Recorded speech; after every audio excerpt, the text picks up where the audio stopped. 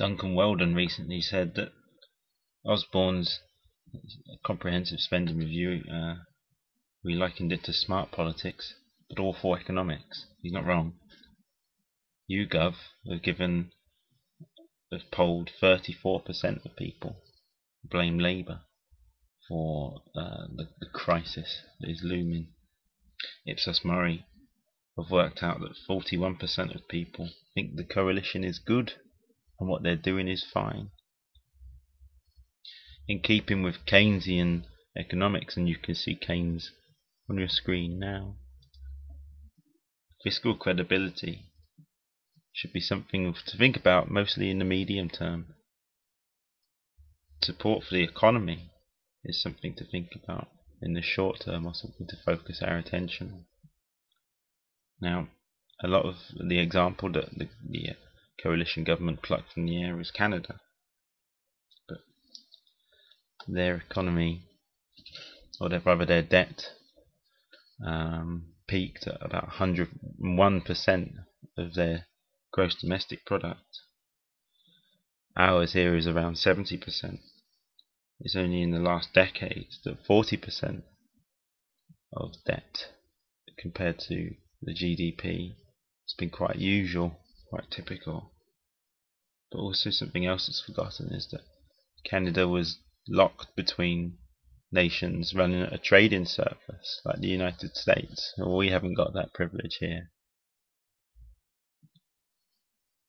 Certainly the problem is not exporting, or importing. They tend to increase at times like this, particularly the demand for it. It's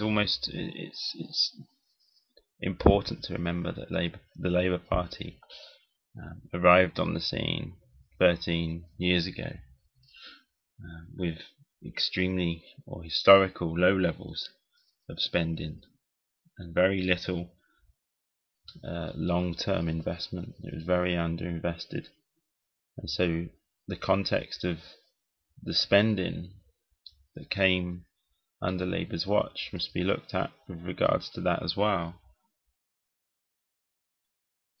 It seems that what the Tories are doing, or what George Osborne's comprehensive spending review spells out, is that he wants to cut those barriers of growth.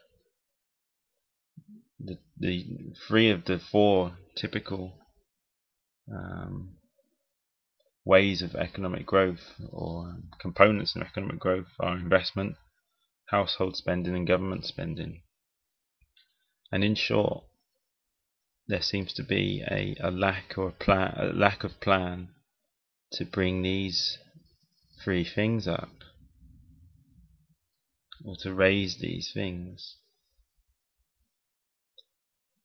in order to make these supposedly fair cuts actually fair. There ought to be more of an emphasis on tax. At the moment, there's nothing to suggest that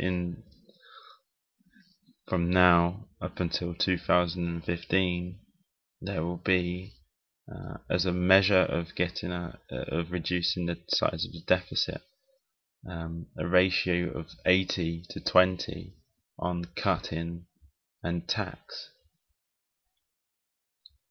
The first thing to think about is not only that the decrease in welfare is almost as high as in price as the bankers' bonuses, some of which include banks that are owned by the state now.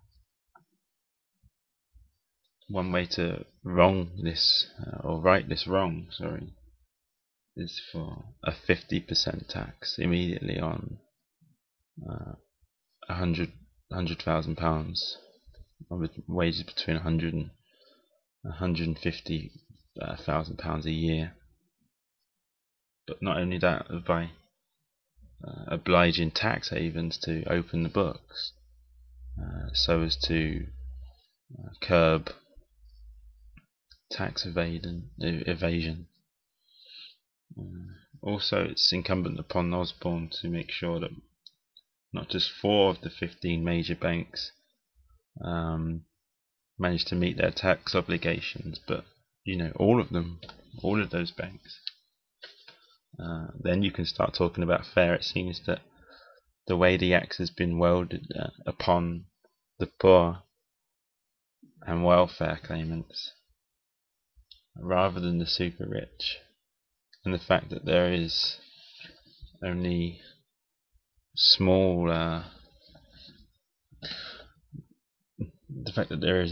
emphasis on growth and investment makes the Tories under George Osborne and his comprehensive spending review seem rather anti-investment. It doesn't make sense.